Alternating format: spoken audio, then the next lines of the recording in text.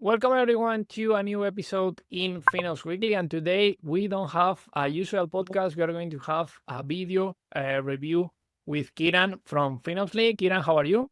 Great. Thanks for having me. So today it's a pleasure to have you, and we are going to show the Costix tool by FinOpsly.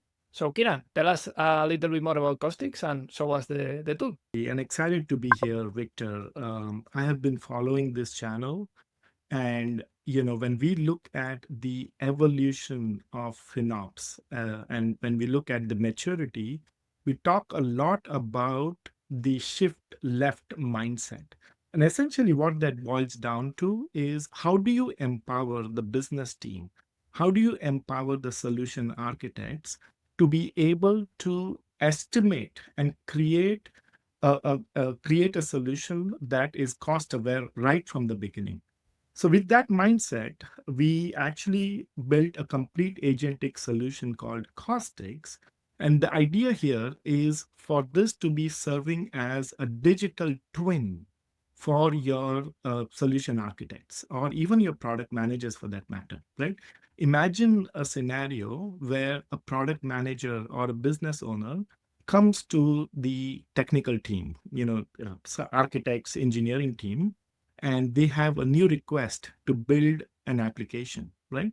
So essentially, let's say that I want to build a support agent, like a support hero, where we want to be able to answer 50% of your this. I'm just giving you Yeah. as a one use case, right? I want to be able to answer 50% of my questions autonomously through a Gen AI agent. So essentially, the way you could use Costix is you simply come in here and you start providing your business requirements, right? You simply say, hey, I want to build a support agent that answers 50% of my questions autonomously. Support agent, and I'm going to say this is a Gen AI agent, for example, right? Um, Now, what you do here is the system will then systematically walk you through gathering the business requirements. Visual this for me, right? This is like an architect interacting with your product owner and collecting the necessary requirements, like in terms of, okay, tell me a little bit more about the support agent. What's the volume? How many users? How many is, let's say I'm going to say that this is going to support 1,000 users concurrently, right? And you provide all of this business requirements, and essentially what this do is it will capture the chain of thought process and will give you all of the necessary sort of the thought process around how it's collecting all of that requirement, and it will build three things for you, right? It will create a solution blueprint, that solution blueprint and convert that into a technical requirements, and then finally build an estimate. So actually build something for you. So basically, if you look at this particular use case, I started off with a support agent. The solutions, the Costix started capturing all of the requirements. On the left hand panel, you see I fed in all of the requirements, business requirements, not the SKU. And on the right panel, it's basically saying, you see this, right? What is it that the support agent to do? Okay, I want this agent to be able to handle orders, returns, product information, or address any other payment or billing queries, etc. So it's collecting all of this. It is collecting all of the necessary compliance requirement. And once it has done all of that, on the right-hand panel, you will see that first and foremost, it is creating a solution blueprint, right? It's going to tell you, hey, what are the different components of the solution that we would need to build this app to life, right? So it's going to call out all of the necessary solution components. It's going to then convert all of this into the actual technical workload specifications. Now, one thing important to call out here, right? You are not specifying the SKU. The Costix here is determining what is the best SKU and size and configuration based on the requirement you provided. Now, in this case, one thing important to note that it's you don't, as a user, we don't expect the user to plug in the actual SKU or the VM configuration or the actual EC2 machine, whatever you're using. In this case, the Costix will determine the right SKU and the configuration necessary to build this application. And it's going to call out what are the different configurations that you need, all of the different services. And then finally, it's going to create a bill of material type of an estimate, right?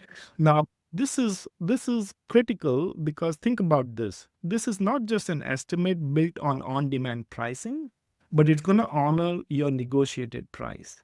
It's also going to bring in all of the different services across your technology mesh, right? So it's not these days when you look at any application, they're built on multiple tech stack. You could be using AWS from an infrastructure standpoint. You could be using the OpenAI service or the Microsoft Azure OpenAI service for your LLMs and training inferences and so on. It's going to bring and combine and give you a combined unified estimate across our entire tech stack, along with a summary of what that estimate will look like. And you can download this, put it into your business intake, and this becomes the blueprint for you to be able to build the solution out before a single resource is deployed. Oh, this is great. And I think like I have to say that first of all, like being transitioning almost to more of a PM role, the idea of having like the technical requirements done for you and with all that level of detail that you can share with almost everybody, like solution for more high level and technical requirements for PMs. I think it's super useful feature and it's going to save a lot of money in terms of like human resource. And also like the cost estimate is something that has been very like time intensive because you need to find where the pricing is, especially if it helps you having all the information from your company. It's really, really helpful, I think. Now think of this, right? In a typical world scenario, typically the whole process of collecting requirements and then building the whole solution, estimating the what they call is in the world of enterprise, we call it like a t-shirt size estimation. That whole process can be weeks to several weeks. Now with this, you're going to be able to collect all of that requirement and build the entire thing out in a matter of minutes. Not only that, right? Oftentimes it is seen that you miss a lot of the other small elements on the services that you will need. In this case, you're going to get one comprehensive unified stack to say, okay, I'm going to need this security service. I need this integration layer. I'm going to be using this component to build the app. And it will give you the 100% foolproof blueprint that aligns with your architecture standards.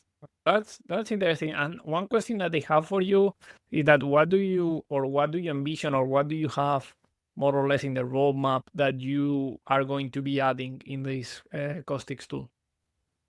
One of the things, as we put this into the hands of the users, one of the things that constantly keeps coming up from our architectural community is, hey, it's great you're giving me a written snapshot of my solution. You're giving me technical specifications. Are you going to be able to build like a logical solution diagram for me, right?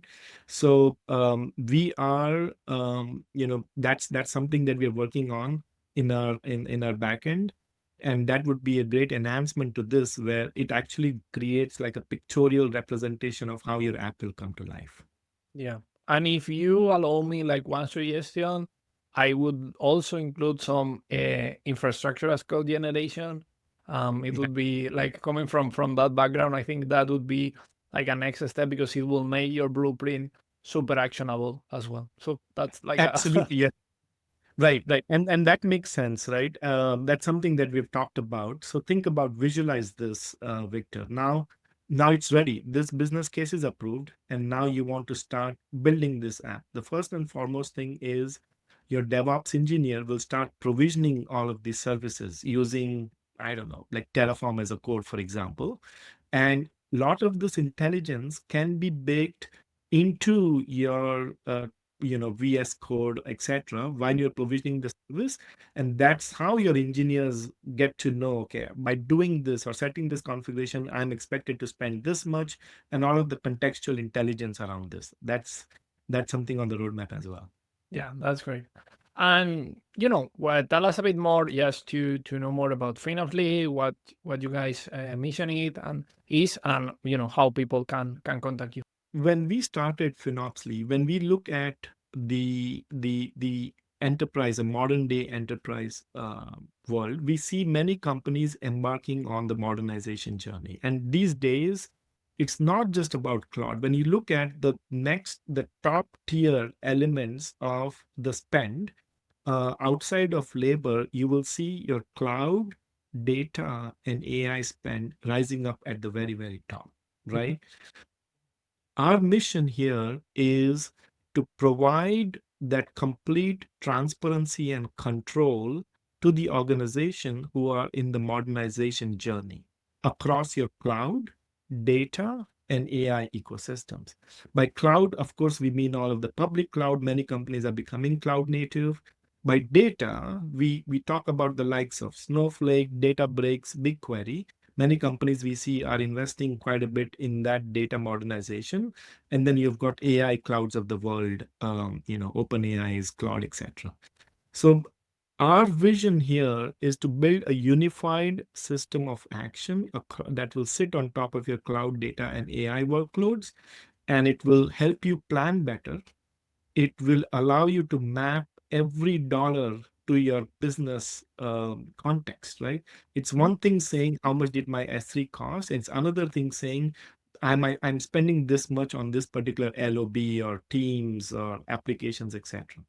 It's going to let you control and act on any sort of inefficiencies in a controlled and governed manner, right?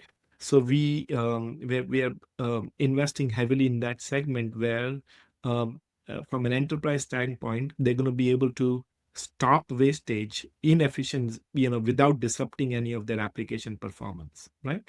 And then lastly, giving them the complete financial control through budgeting and forecasting and TCO. So it's an end-to-end unified solution for your cloud data and AI economics. Oh, that's very interesting. Yeah, I am super in favor of building end-to-end suites, and definitely I think that's pretty useful for DevOps and for PMs to have more of a FinOps perspective and to really do shift left. So yeah, thanks Kiran for the time. It's been I think it's very useful for the people, and you have all the links in the description to take a look and to check with the FinOpsly team to know more. And hopefully we can see more videos of tool reviews, because we want to know what are the tools capable of. So thanks, Kiran, for being here. Absolutely. Thanks for having me, and very happy to come here, showcase all of the new things that we're building, and excited to share our journey along with you. Yeah, same. So see you in the next video. Bye bye.